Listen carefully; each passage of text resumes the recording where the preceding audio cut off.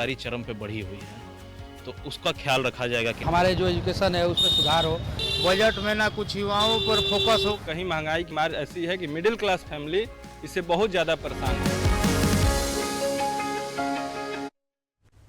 और अब बात अगर बजट की करें तो आम बजट पेश किया गया। वित्त मंत्री निर्मला सीतारमण ने पेश किया और इस बजट की कहीं ना कहीं प्रधानमंत्री नरेंद्र मोदी ने भी तारीफ की। बीजेपी की तरफ से भी कहा जा रहा है कि ये बजट जो है काफी वर्षों के बाद काफी अच्छा है और स्वागत योग्य है। तो दूसरी तरफ विपक्ष की जब बात हुई तो विपक्ष इसका जाहिर सी बात विरोध कर रही है कि इसमें किसी भी तरह का नहीं है। जिस राज्य में चुनाव है उसी पर फोकस किया गया है और जिन राज्यों में चुनाव हो चुके हैं या चुनाव इस वर्ष नहीं है तो उनके लिए कुछ भी नहीं है। लेकिन साफ तौर पर बजट हम बात करें तो प्लेट और ग्राफिक्स के माध्यम से हम आपको समझाते हैं कि बजट में क्या कुछ इस बार रखा गया है। बजट में बिहार की जब बात हो रही है तो जाहिर सी बात है वहां पे मखाना का उत्पादन होता है, तो वहां पे उसे खेती होती है, तो उसे लेकर कहीं ना कहीं फोकस किया गया है। वहां के किसानों को एक बड़ी राहत मिली है। लेकिन ओवरऑल पूरे देश की जब बात हो रही है तो युवाओं, महिलाओं और छात्राओं के लिए कहीं ना कहीं इस बार का बजट लाभदायक बताया जा रहा है। लेकिन दूसरी तरफ एक बड़ी जो बात, बड़ा ऐलान जो है वो बजट में किया गया वो था 12 लाख रुपए तक की कमाई पर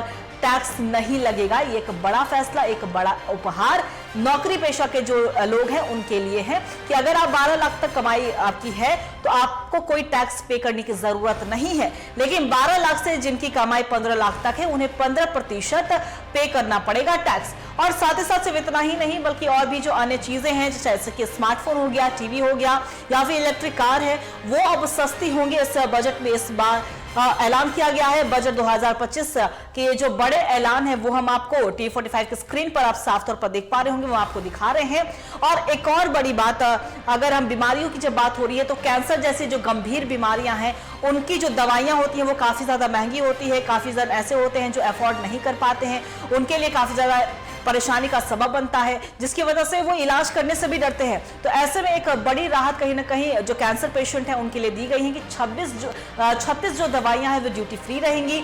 नए इनकम टैक्स बिल का वित्त मंत्री अगले हफ्ते ऐलान करने वाली हैं और अगले 5 सालों में कहा जा रहा है कि देखिए हमने पहले ही कहा कि छात्रों और के लिए कहीं ना कहीं विशेष तौर पर इस बजट में फोकस किया गया है। तो 50,000 सरकारी स्कूलों में अटल टिंकरिंग लैब्स भी बनाए जाएंगे।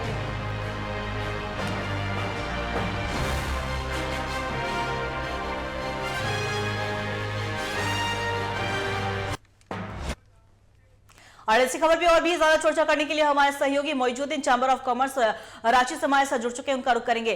देखिए मोइजुद्दीन, बजट पेश किया गया और काफी ज्यादा लोग जो तारीफ कर रहे हैं कि इस बार का बजट अच्छा है। खुद प्रधानमंत्री नरेंद्र मोदी ने भी इसकी तारीफ की। फिलहाल अब चैंबर ऑफ कॉमर्स में मौजूद है, वो इस बार के बजट को किस तरीके से देख रहे हैं?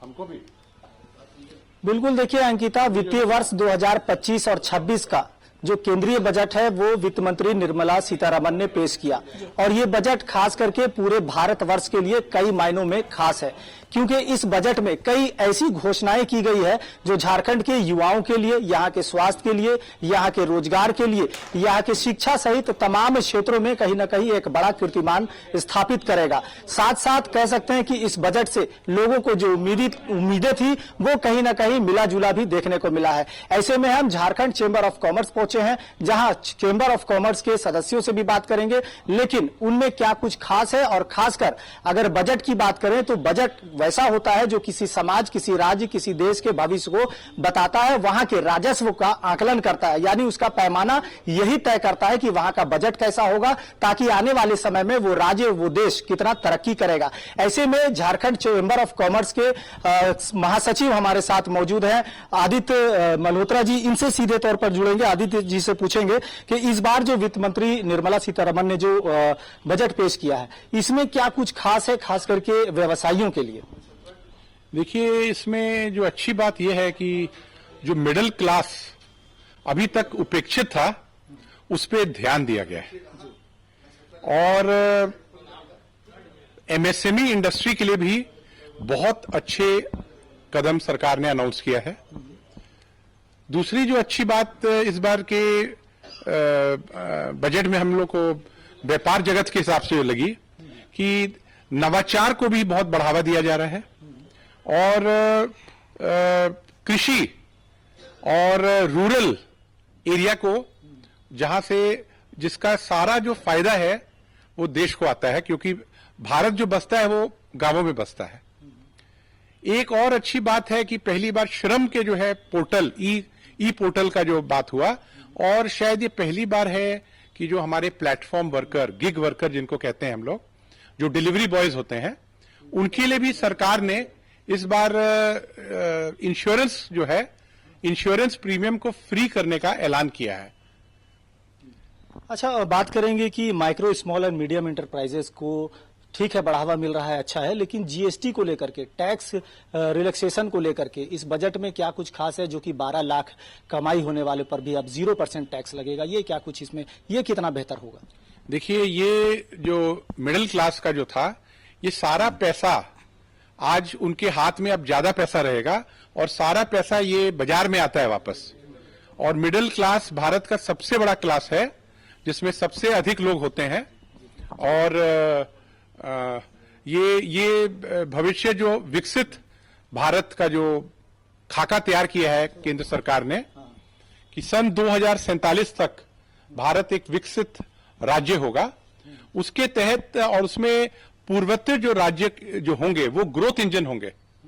तो आपने देखा होगा, विशेषकर बिहार वगैरह के लिए बहुत अच्छे अनाउंसमेंट्स हुए हैं।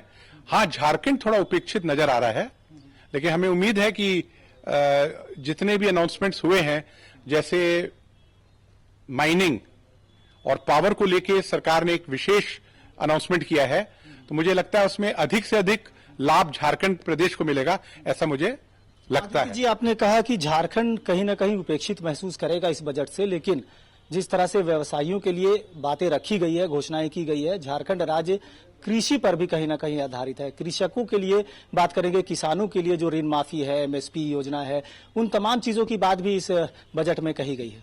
बिल्कुल, आपने सही कहा।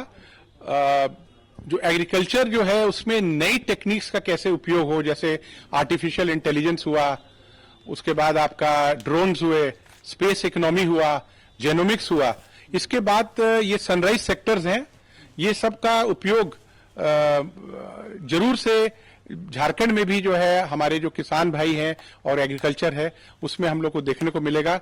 उनकी आय में, आमदनी में बढ़त होगी, ये सब नए तरह के जो टेक्नोलॉजीज का इस्तेमाल करने से।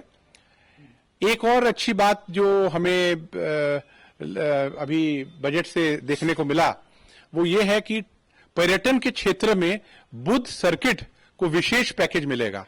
तो आपको ये बतला दें कि झारखंड सरकार भी बुद्ध सर्किट जो है बिहार में प्रमुखता से है, उसको अब झारखंड में जोड़ने के लिए उन लोगों का भी उसमें कार्य चल रहा है, तो उसका भी कहीं ना कहीं लाभ झारखंड को जरूर मिलेगा। आदित्य जी, एक बात करेंगे कि विश्व पूरा जब कोरोना के संकट से जूझ रहा था, उसके बाद ये बजट कहीं ना कहीं एक बार स्वास्थ्य के क्षेत्र में भी काफी सराहनीय मानी जा सकती है, क्योंकि जिस तरह से झारखंड राज्य में रिम्स जैसे अस्पताल है, एम्स जैसे अस्पताल की बात चल रही है, ऐसे में स्वास्थ्य के प्रति भी कहीं ना कहीं इस बजट में काफी कुछ है। इसमें कह सकते हैं दवाइयों के रेट सस्ते होने वाले हैं, इलाज कहीं ना कहीं लोगों को आसान मिलेगा, ये क्या कुछ होगा, इसमें कितना बेहतर होने की संभावना है? देखिए, हमारे फेडरेशन से जो हम लोग ने सुझाव भेजा था माननीय वित्त मंत्री को, उसमें हम लोग ने सुझाव दिया था कि 5% ऑफ द जीडीपी को हेल्थ केयर के लिए अलॉट करना चाहिए, ताकि हेल्थ का इंफ्रास्ट्रक्चर बढ़े, और एआई बेस्ड जो है आपके ये एआई बेस्ड आपके डिटेक्शन सेंटर्स जो है उसका बढ़ावा मिले, जिससे क्रोनिक इलनेस जो भी बीमारियां हैं जो क्रोनिक है उनका अर्ली डिटेक्शन हो जाए। रोजगार सृजन को लेकर के क्या मानते हैं, कैसे देखते हैं भविष्य इस बजट से? देखिए, इसमें एक नया जो उन्होंने जो है नवाचार, रोजगार सृजन करने का एक नया एक एरिया होता है नवाचार, स्टार्टअप जिसको कहते हैं। तो सरकार ने स्टार्टअप के लेके बहुत सारी घोषणाएं की हैं, और वो उनका इंटेंट बहुत क्लियर है कि इस क्षेत्र में भी काफी लोग आगे बढ़े ताकि रोजगार का सृजन हो।